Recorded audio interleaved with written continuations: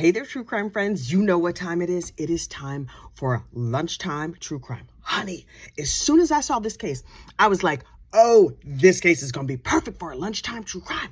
But look, before we get into it, you know what you have to do. Like this video, subscribe to the channel. Let me tell you what happened. This case we're calling the, I wrote it down. The parachute murder plot. Okay, first of all, jumping out of a plane seemed very dangerous to me. Why would you jump out of a perfectly good plane? I have a friend who likes to do all that parachuting and jumping and stuff. No, thank you. I believe I should sit down with my seatbelt on and just wait for the nice lady to serve me some peanuts and a Diet Coke or whatever. But anyway, Victoria and Emil were like adventure seekers, right? They love to jump out of planes. In fact, on this particular day, this was Victoria's like 2000th jump out of a plane. Okay, I guess that's what she's into. Okay, fine. But see, on this particular day, it was a special jump that had been planned special for her by her husband to celebrate the birth of their second child. Yay! Congratulations on baby number 2. Victoria and Emil met through some like adventure seekers club or whatever. Oh, this happened in the UK, by the way. So they were like always doing a zip lining and jumping and running and ooh, that sounds sweaty and exhausting. But okay, whatever you're into. So they met, they got married, they fell in love, they got married, they had a baby. Life was going good. And as far as everybody knew, they were like, they are perfectly happy. Look at them, Kichi. Oh, they're so cute. So she gets pregnant, has a second baby. And so during the time that she was pregnant and taking care of the baby, whatever, she hadn't jumped in over a year. So her husband was like, babe, I have planned this special day for you. You're going to go on a jump. And she was like, terrific. And so she gets out there everything got inspected. You know how they do when you have to inspect all the parachute stuff. Somebody who knows what they're doing has to go through and look at all the everything so that you can be totally safe. Great. And so since Emil was an instructor and a professional, just like Victoria, he was like, baby, I inspected all of your stuff. Here you go. Please enjoy this nice parachute that I packed and inspected for you. And so they get up in the plane. Now, Emil was on the ground with the kids. Okay, Emil, what's your story? So Emil's on the ground and Victoria is up in the plane. And so the first person jumps out and he's, wee! I don't know what you say when you jump out of a plane. In my mind, you're going, wee! So he jumps out. The first dude jumps out of the plane. His chute opens and everything is good. And then Victoria's like, ooh, my turn. So she jumps down and she's like, wee! And then she pulls the cord and she's like, oh, yeah. I imagine a whole lot of expletives came out of her mouth because she's falling. And the chute doesn't open. She's like, no problem. I got a backup chute. She deploys the backup chute and it was flapping in the wind. It did not open. And so she hit the ground. She jumped 4,000 feet and boom, smacked the ground. Lucky for her, she didn't die. And I was like, I would well imagine that you would want to be dead after falling 4,000 feet out of an airplane. So everybody was like, oh my gosh, this is terrible. And they rushed to her side. Now, you know, Emil was like, oh, this is tragic. My wife has had a terrible accident. It's too bad that she passed away. She's not? Apparently, where she fell, there was a freshly plowed field. Who knew that a freshly plowed field could be that cushioned her fall? She not only did not die, I don't even think she passed out. Not initially. She passed out for a little bit, but then she woke up and she was like, ouch, that hurt. And so she had a broken pelvis and some broken ribs and a broken hip. That's all? You didn't break your head? Because I would think that would be the first thing. Because your head is the heaviest. And mama, okay, what do I know? I'm not good at physics or jumping out of airplanes, nothing like that. So they cart her off to the hospital and everybody rushes around her. Beth, oh my goodness, are you okay? Blah, blah, blah. She's in a whole body cast. Keep in mind, she has a newborn baby. So she's like, how am I going to take care of my 4-month-old, 5-month-old, a newborn baby with myself in a whole body cast? I need my husband here to take care of me. And so the police do the whole investigation and they came and they take now, of course, the parachute people were like, this is terrible for us. Our insurance rates are going to go sky high. And you can imagine that their insurance rates were probably already really high with the jumping out of the perfectly good planes and whatnot. So they take the parachute and they get it all inspected by professional parachute, whatever people. And they were like, oh, this chute has been tampered with. Hello, 911. Actually, over there is 999. They're like, hello, police. You need to come and take this parachute. So the cops show up. Are they cops over there? What do they call them? The bobbies? I don't know. Scotland Yard, whatever. The police show up and they're like looking at it and they're like, look like a bunch of fabric to me. Remember in the 80s when we had pants made out of this? Anyway, so they take the stuff and they take it down to the lab, and the lab does a full inspection and they take pictures, and they were like, oh, Victoria girl, somebody done messed with your shoot. And she was like, don't be ridiculous. My husband personally inspected that shoot. So, obviously, this was a tragic accident. Can I please go back to my house and be with my kids and my husband or whatever? And the cops were like, okay, that's not how that goes. So we're going to take all of our pictures and do all our investigation and see what's what.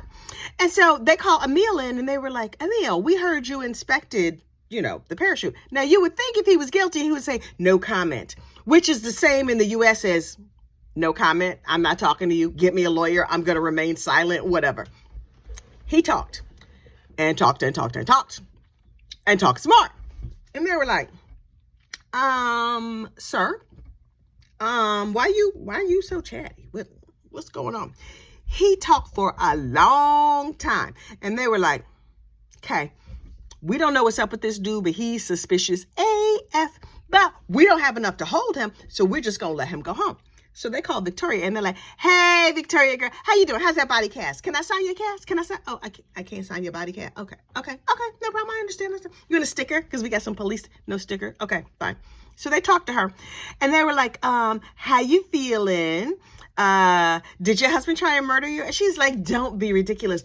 I'm having a terrible run of bad luck. And they were like, say more. And so she's like, about a week before this, I smelled gas, and I went, and there was a gas leak in my house. And the cops was looking at each other like, this half her husband tried to kill her. Obviously, he tried to kill her. But she was like, it was just a terrible run of bad luck. I don't know what happened. And I called my husband, and we called the gas company, and we got that taken care of. And one short week later, I fall out of a plane. Isn't that terrible luck? And they were like, Victoria girl, you in danger. But she was like, he is my husband, and I love him. Whatever are you talking about? And they were like, okay, so clearly we're going to have to perform a complete investigation. So they do a complete investigation, including looking into his background, all of his text messages, all of his everything, going through his text messages and his Google searches and everything. They were like, oh, this Mama Luke, he out here, he has all kinds of other girlfriends and extra women and a side chick and whatever. And they were like, according to this, he inspected the parachute. Okay, what else happened? Turns out, right before Victoria's jump, their 2-year-old daughter said she had to go to the bathroom. So he's like, oh, I'm doing this inspection, but I will take our 2-year-old to the bathroom. I'm going to take this parachute with me.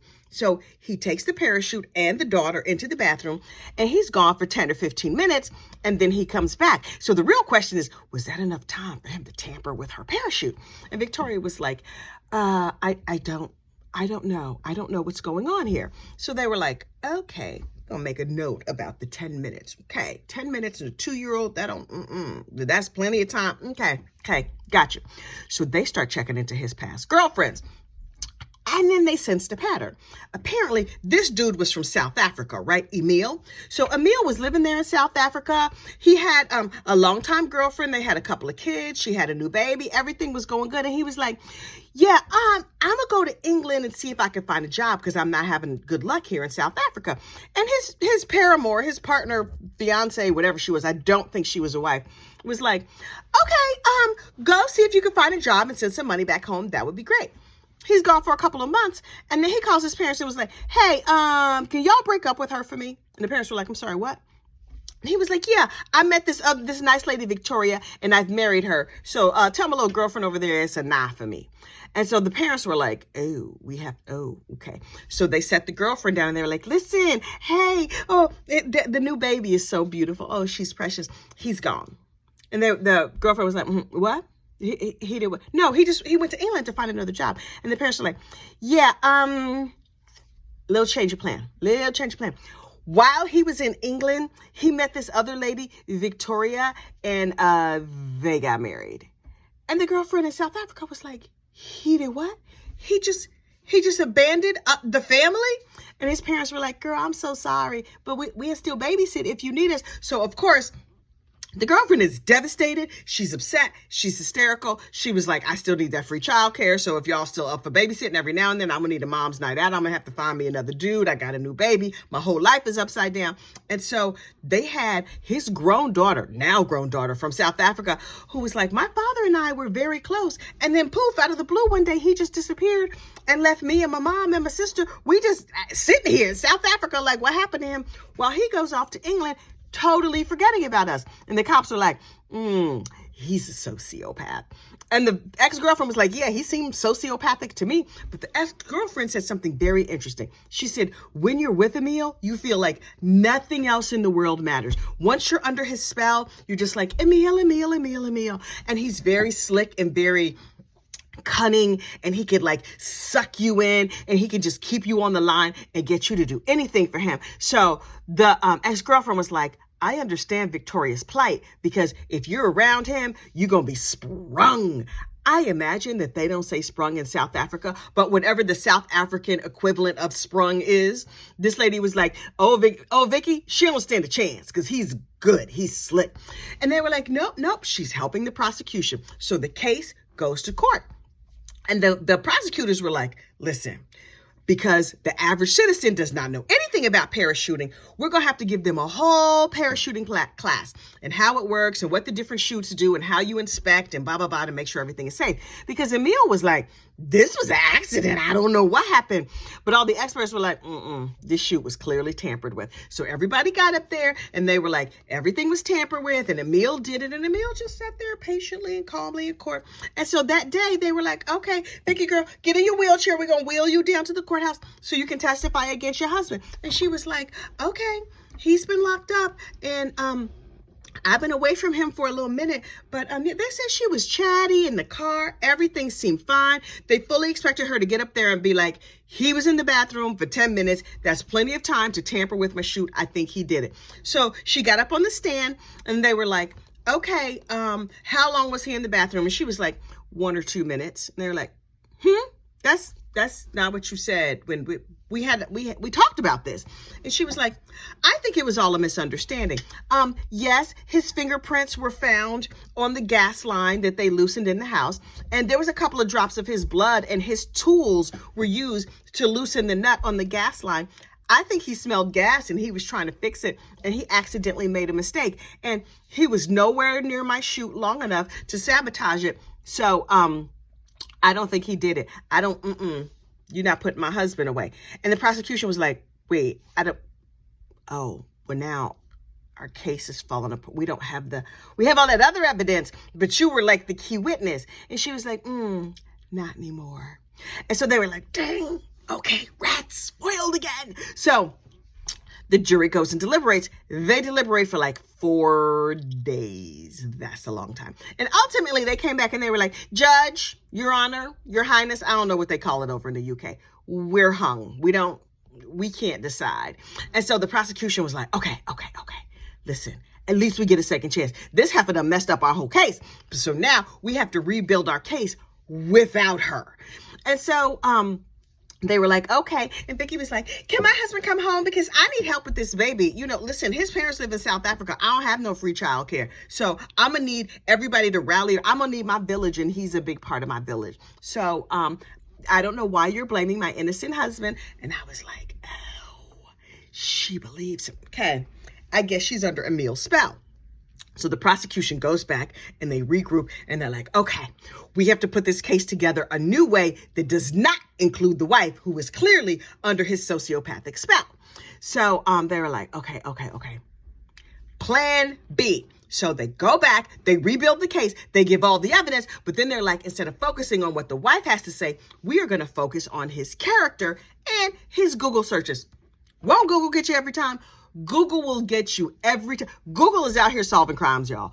Google is out here. Google has partnered with Ring Doorbell. They are solving all the crimes. So the prosecution puts on their whole case again. They do not call the wife to the stand at all.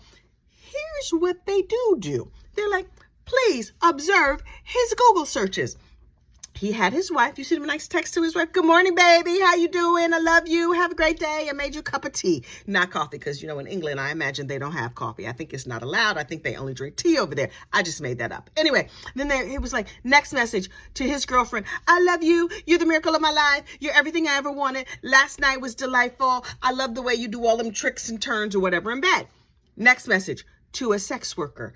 Can we meet today at lunchtime? What can I get for $100? Can you do A, B, C, X, Y, and Z? And they were like, oh, he likes the ladies a whole lot.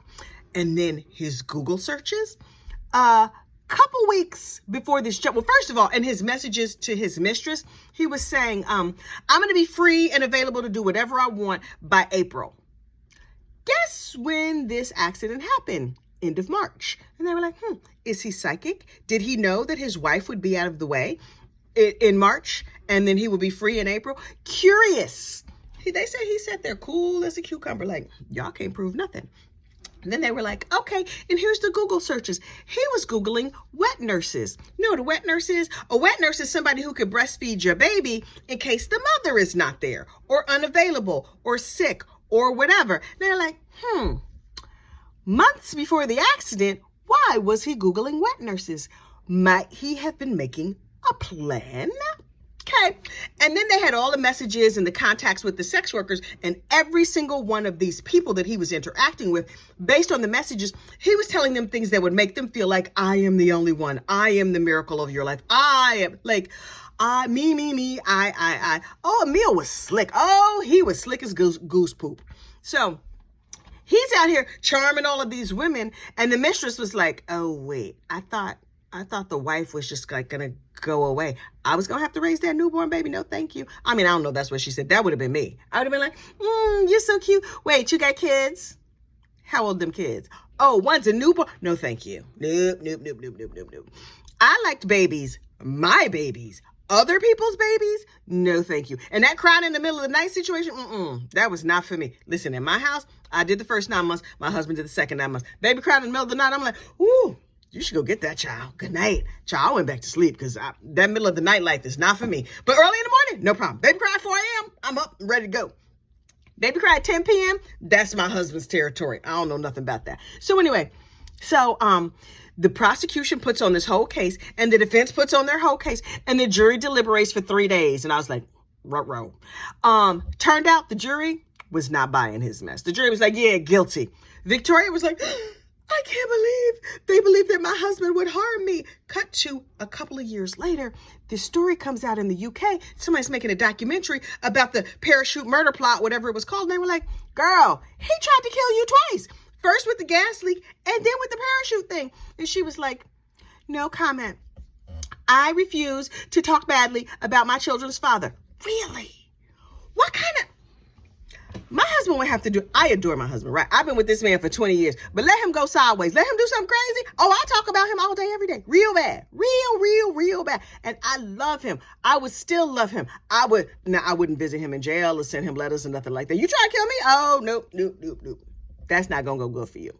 And I got some cousins that might be like a teensy bit thuggish. And so they might come and visit you for the po-po even get here. So you might just be praying to go to jail. That's all I'm saying. But I was like, really? She's still standing by his side. And apparently in this case, the government is having to protect her from herself and from this sociopath. And hopefully, if he gets out of prison, which I doubt that he will, you twice tried to harm your wife like this?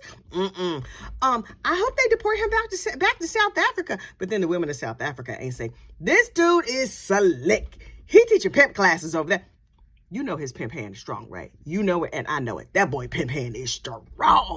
He got that game. But so he's in jail. Victoria and the kids are now safe. That the other kids, the adult kids now, also now safe and glad to be away from him. But this Mama Luke, locked up where he needs to be. So look, that's your lunchtime true crime. You know your boss is looking for you, right? Your boss is like, where'd she go?